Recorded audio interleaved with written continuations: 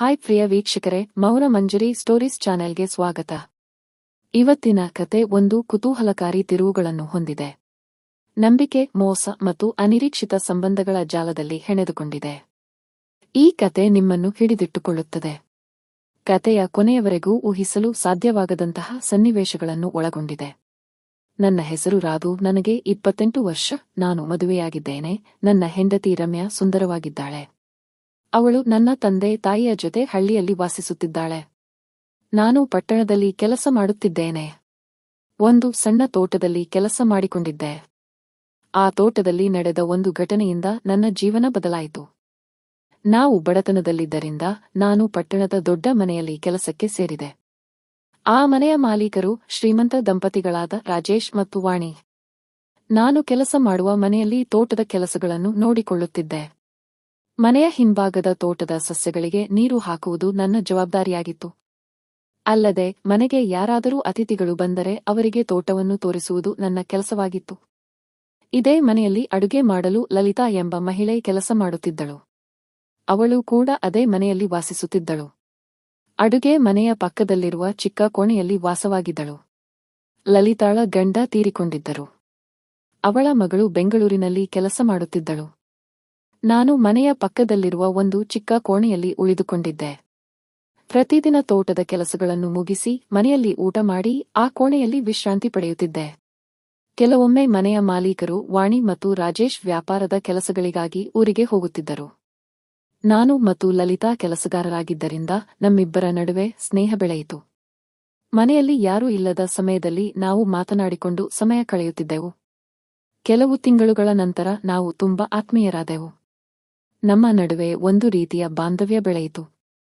ಲಲಿತಾಳೊಂದಿಗೆ ಮಾತನಾಡಲು ನನಗೆ ಇಷ್ಟವಾಗುತ್ತಿತ್ತು. ಅವಳ ಕಷ್ಟಗಳನ್ನು ಕೇಳಿ ನಾನು ಸಮಾಧಾನ ಮಾಡುತ್ತಿದ್ದೆ.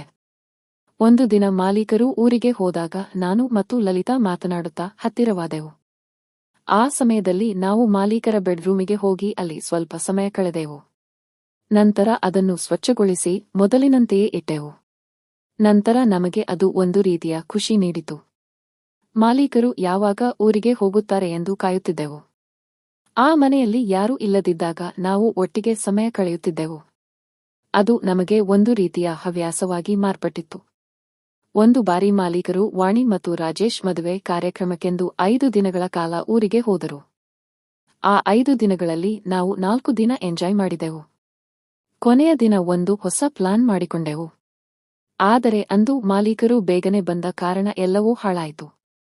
ಮನೆಯಲ್ಲಿ ಮಾಲೀಕರು ಇದ್ದಾರೆ ಎಂದು ನಾನು ನನ್ನ ಕೋಣೆಯಲ್ಲಿ ಮಲಗಬೇಕೆಂದುಕೊಂಡಿದ್ದೆ. ಆದರೆ ಲಲಿತಾ ಮಾತ್ರ ಕೇಳಲಿಲ್ಲ. ನಾನು ಕಾಫಿ ತೋಟದ ಶೆಡ್ ಕಡೆ ಹೋದೆ. ಅವಳು ನನಗಿಂತ ಮುಂಚೆ ಅಲ್ಲಿಗೆ ಬಂದಿದ್ದಳು. ಅವಳಿಗೆ ನನ್ನ ಜೊತೆ ಮಾತನಾಡಲು ತುಂಬಾ ಇಷ್ಟವಾಗುತ್ತಿತ್ತು. 4 ದಿನಗಳ ಕಾಲ ವಿವಿಧ ರೀತಿಯಲ್ಲಿ ಖುಷಿಪಟ್ಟಿದ್ದ ಅವಳಿಗೆ ಮತ್ತೆ ಬೇಕಾಗಿತ್ತು. ಅಂದು ಸಹ ನಾವು ಆನಂದವಾಗಿ ಸಮಯ ಕಳೆದೆವು. ಅವಳು ಬೆಳಿಗ್ಗೆ ಎದ್ದು ಮನೆಗೆ ಹೋದಳು. ನಾನು ಎಂದಿನಂತೆ ನನ್ನ ಕೆಲಸಗಳನ್ನು ಮಾಡಲು ಹೋದೆ. ಮರುದಿನ ನಾನು ಗಿಡಗಳಿಗೆ ನೀರು ಹಾಕುವಾಗ ಮಾಲೀಕಿ ವಾಣಿ ಹೊರಗಡೆ ಬಂದು ನೋಡುತ್ತಿದ್ದಳು. ಆಗ ಲಲಿತಾ ಅವರಿಗೆ ಕಾಫಿ ತಂದುಕೊಟ್ಟಳು. ವಾಣಿ ಅವಳಿಗೆ, ನೀನು ತುಂಬಾ ದಿನಗಳಿಂದ ರಜೆ ಹಾಕಿಲ್ಲ. ನಿನ್ನ ಮಗಳ ಬಳಿ ಹೋಗಿ ಬಾ, ನಾನು ನಿನಗೆ 10 ದಿನಗಳ ರಜೆ ಕೊಡುತ್ತೇನೆ ಎಂದಳು. ಅದನ್ನು ಕೇಳಿ ನನಗೆ ತುಂಬಾ ಬೇಸರವಾಯಿತು. ಏಕೆಂದರೆ ನಾನು 10 ದಿನಗಳ ಕಾಲ ಹೇಗೆ ಕಳೆಯುವುದು ಎಂದು ಯೋಚಿಸುತ್ತಿದ್ದೆ. ಆದರೆ ಲಲಿತಾ ರಜೆ ಸಿಕ್ಕ ಖುಷಿಯಲ್ಲಿ ನನ್ನ ಬಗ್ಗೆ ಯೋಚಿಸದೆ ಊರಿಗೆ ಹೋದಳು. ಅವಳು ನನ್ನ ಬಗ್ಗೆ ಸ್ವಲ್ಪವೂ ತಲೆಕೆಡಿಸಿಕೊಳ್ಳಲಿಲ್ಲ. ನಂತರ ನಾನು ಕಾಫಿ ತೋಟಕ್ಕೆ ಹೋಗಿ ಕೆಲಸ ಮುಗಿಸಿ ಸಂಜೆ ಗಿಡಗಳಿಗೆ ನೀರು ಹಾಕಲು ಬಂದಾಗ ಮಾಲೀಕಿ ನನ್ನನ್ನು ಕರೆದಳು. ನಂತರ, ಏನು ರಾಧು, ನೀನು ಹೀಗೆಲ್ಲಾ ಮಾಡುತ್ತೀಯಾ ಎಂದು ಕೇಳಿದಳು. ನಾನು, ಏನಾಯಿತು ಮೇಡಂ, ನಾನು ಏನು ಮಾಡಿದೆ ಎಂದು ಕೇಳಿದೆ. ಅದಕ್ಕೆ ಮಾಲೀಕಿ, ನೀನು ಏನು ಮಾಡಿದ್ದೀಯಾ ಅಂತ ನಿನಗೆ ಗೊತ್ತಿಲ್ವಾ ಅಂದಳು. ಅವರು ಏನು ಹೇಳುತ್ತಿದ್ದಾರೆಂದು ನನಗೆ ಅರ್ಥವಾಗುತ್ತಿರಲಿಲ್ಲ. ಆದರೆ ನನ್ನ ಮನಸ್ಸಿನಲ್ಲಿ ಭಯ ಶುರುವಾಯಿತು. ಏನೋ ದೊಡ್ಡ ತೊಂದರೆಯಾಗಿದೆ ಎಂದು ನನಗೆ ಅನಿಸಿತು. ನಾನು ಏನೂ ತಿಳಿಯದವನಂತೆ ಸುಮ್ಮನೆ ಅವರನ್ನು ನೋಡುತ್ತಾ ನಿಂತಿದ್ದೆ. ನಂತರ ಮಾಲೀಕಿ, ನಿನಗೆ ಲಲಿತಾ ಅಂದ್ರೆ ಅಷ್ಟೊಂದು ಪ್ರೀತಿನಾ ಎಂದು ಕೇಳಿದರು. ನನಗೆ ಶಾಕ್ ಆಯಿತು. ಏನು ಹೇಳಬೇಕೆಂದು ತೋಚದೆ ಬೇದಲ್ಲಿದ್ದೆ. ಏನು ಎಂದು ಮಾತುಗಳನ್ನು ತಡಬಡಿಸಿದೆ. ನಂತರ ಲಲಿತಾ, ಮತ್ತು ನಿನ್ನ ಆಟ ಎಷ್ಟು ದಿನಗಳಿಂದ ನಡೀತಿದೆ ಎಂದು ಕೇಳಿದರು. ನಾನು, ಯಾವ ಆಟ, ನೀವು ಯಾವುದರ ಬಗ್ಗೆ ಮಾತಾಡ್ತಿದ್ದೀರಾ, ಅದರಲ್ಲಿ ಏನೂ ಇಲ್ಲ ಮೇಡಂ ಅಂದೆ. ಅದಕ್ಕೆ ಅವರು ಸುಳ್ಳು ಹೇಳಬೇಡ, ನಿಜ ಹೇಳು, ನಾನು ನಿನ್ನನ್ನು ಏನು ಮಾಡಲ್ಲ ಅಂದರು. ನಾನು ಮತ್ತೆ ಇಲ್ಲ ಅಂತ ವಾದಿಸುತ್ತಲೇ ಇದ್ದೆ. ಆಗ ಅವರು, ನಿನ್ನೆ ಲಲಿತಾ ನಿನ್ನ ರೂಮ್ ಕಡೆ ಯಾಕೆ ಬಂದಿದ್ಲು, ಆಮೇಲೆ ನಿಮ್ಮಿಬ್ಬರ ಮಧ್ಯೆ ಏನಾಯ್ತು ಅಂತ ನನಗೆಲ್ಲ ಗೊತ್ತು, ಸಿಸಿಟಿವಿ ಕ್ಯಾಮೆರಾದಲ್ಲಿ ಎಲ್ಲಾ ನೋಡಿದ್ದೇನೆ ಅಂದರು ಮಾಲಿಕಿ. ನಾನು ತಕ್ಷಣ ತಡವರಿಸಿ, ಹೆದರಬೇಡ, ಅದೆಲ್ಲ ಡಿಲೀಟ್ ಮಾಡ್ತೀನಿ, ಚೆನ್ನಾಗಿ ಎಂಜಾಯ್ ಮಾಡ್ತಿದ್ದೀಯಾ ಅಲ್ವಾ, ನಿನಗೆ ಒಳ್ಳೆ ಎನರ್ಜಿ ಇದೆ ಎಂದು ನನ್ನ ಎಲ್ಲಾ ಗುಟ್ಟನ್ನು ಬಿಚ್ಚಿಟ್ಟರು. ನನ್ನನ್ನು ಕೆಲಸದಿಂದ ತೆಗೆದು ಹಾಕ್ತಾರೇನೋ ಅಂತ ನನಗೆ ಭಯ ಶುರುವಾಯ್ತು. ನಂತರ ದಯವಿಟ್ಟು ನನ್ನನ್ನು ಕ್ಷಮಿಸಿ, ಇನ್ನೊಂದು ಸಾರಿ ಈ ತರಹ ಆಗಲ್ಲ ಎಂದು ಕೇಳಿಕೊಂಡೆ. ಅದಕ್ಕೆ ಮಾಲಿಕಿ, ಸರಿ, ನಾನು ಒಂದು ಪ್ರಶ್ನೆ ಕೇಳ್ತೀನಿ, ನಿಜ ಹೇಳು ಅಂದರು. ನಾನು ಸರಿ ಅಂದಾಗ, ಇದು ನನಗೆ ಇತ್ತೀಚೆಗೆ ಗೊತ್ತಾಗಿದ್ದು, ಎಷ್ಟು ದಿನಗಳಿಂದ ನಡೀತಿದೆ ಹೇಳು ಅಂದರು. ನಾನು 4 ತಿಂಗಳಿಂದ ನಡೆಯುತ್ತಿದೆ ಎಂದು ಹೇಳಿದೆ. ಅದಕ್ಕೆ ಅವರು, ಸರಿ, ನಿನಗೆ ಈ ಮನೆಯಲ್ಲಿ ಲಲಿತಾ ಬಿಟ್ಟು ಬೇರೆ ಯಾರಾದ್ರೂ ಇಷ್ಟನಾ ಎಂದು ಕೇಳಿದರು. ಅದಕ್ಕೆ ನಾನು, ಮೇಡಮ್, ಇಲ್ಲಿ ಕೆಲಸಕ್ಕೆ ಇರೋದು ಅವಳು ಮಾತ್ರ, ಬೇರೆ ಯಾರೂ ಇಲ್ಲ ಅಂದೆ.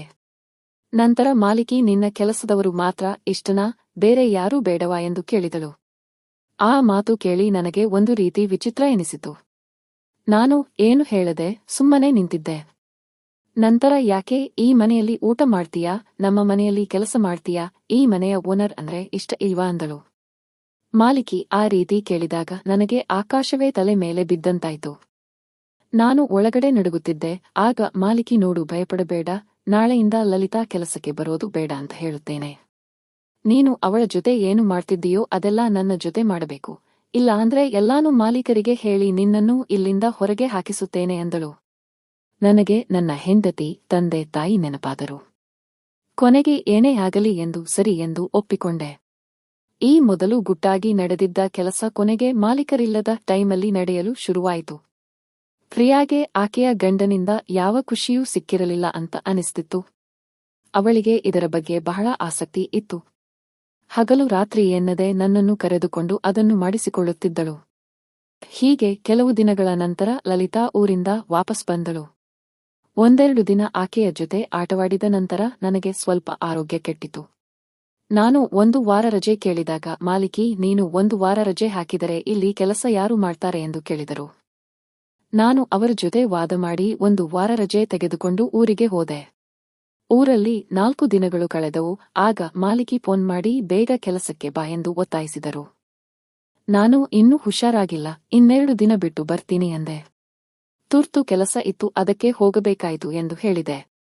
ಅದಕ್ಕೆ ಅವರು ಸರಿ, ಬೇಗ ಬಾ ಎಂದು ಹೇಳಿದರು.